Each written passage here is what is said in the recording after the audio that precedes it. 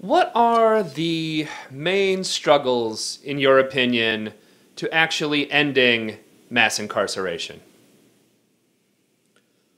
Well, I think there's at least three things that need to happen. The first and the most obvious is we simply need to reduce the number of people who are in prisons and jails. That number needs to come down. It's increased steadily since the early 1980s. In 2009, it went down a little bit. It's gone up a little bit in 2013, but we're still at a plateau. We're not on a decline. So we need things like changes in sentencing laws, particularly dealing with issues of drugs. We also need a relaxing of parole conditions, so we're not sending people back for petty violations. We need a whole host of legislative and policy changes that will getting people out who are elderly, who may be sick, who in no way could pose any threat to public safety.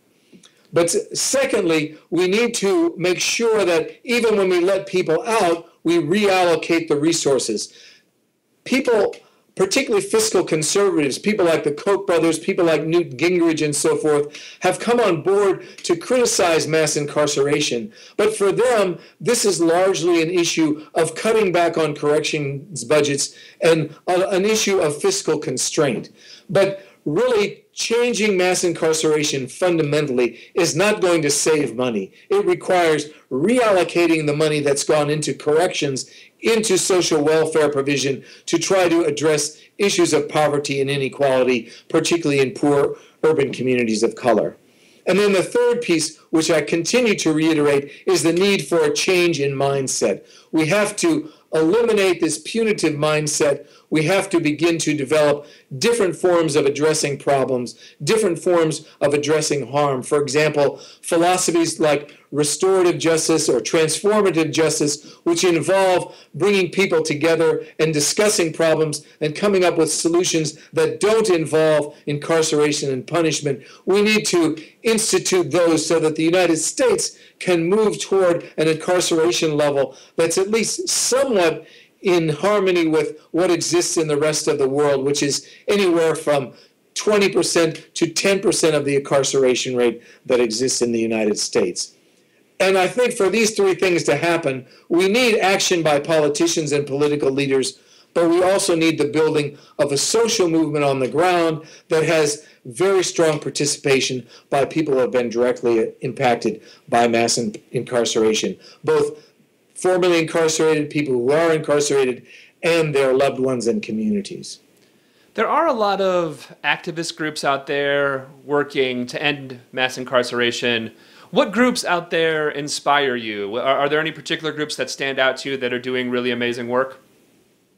I think there's a whole range of inspiring groups. One of the groups that's inspired me a lot is the groups of formerly incarcerated people who have been advocating for a Ban the Box initiative.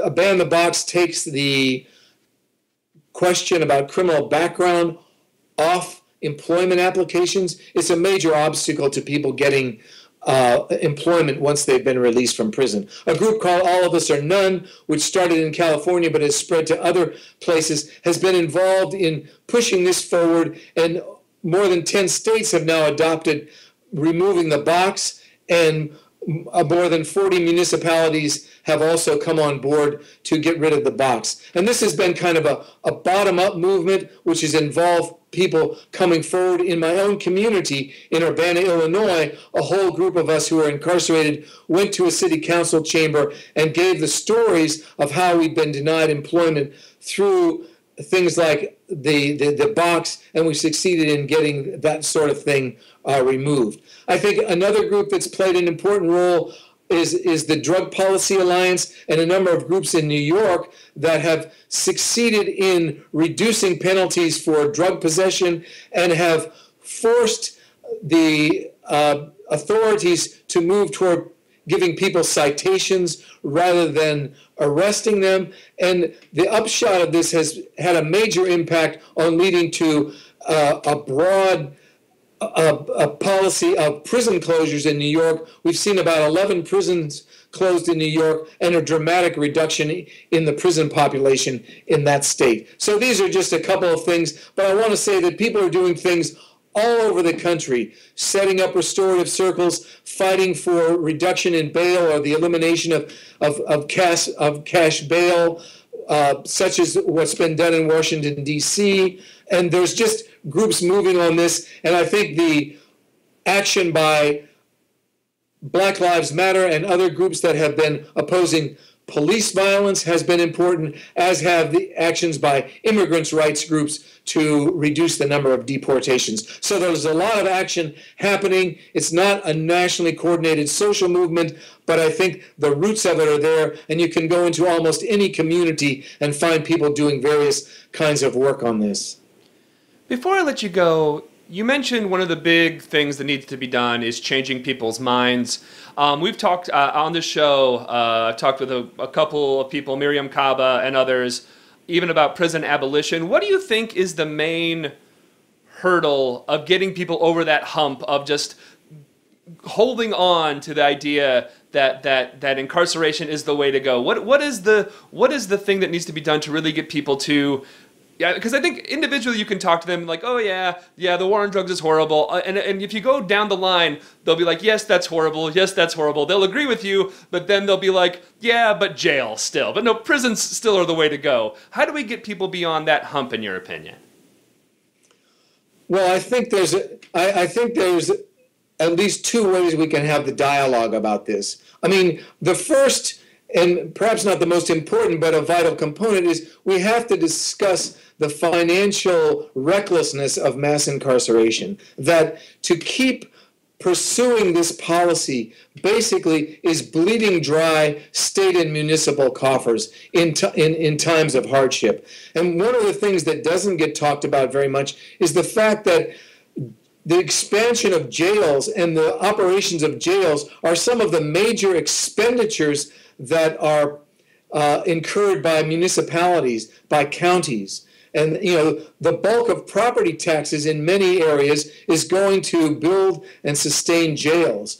And this is in the wake of declining social services and increasing poverty. So I think we have to make the argument that it's irrational to keep pursuing this project because it's basically taking away from the viability of local and state governments to be able to provide the services that are needed for so many people, not only those who are incarcerated, but for communities more broadly.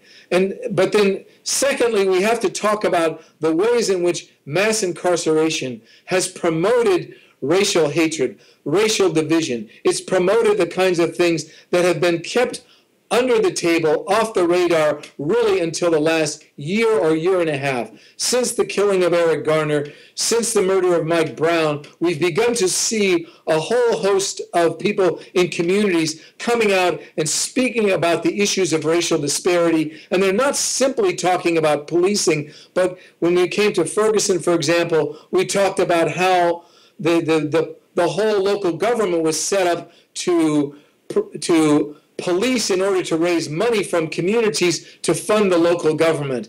And this is just dividing communities and creating an environment that's not going to be viable in the long run if we want a society that's going to be socially stable. So I think these are some of the arguments, but we need to really fundamentally address this fear of people of color, this fear of violence. The United States now has one of the lowest crime rates that it's had in decades, but we still find this promotion of fear of criminals. It's irrational and it's destructive.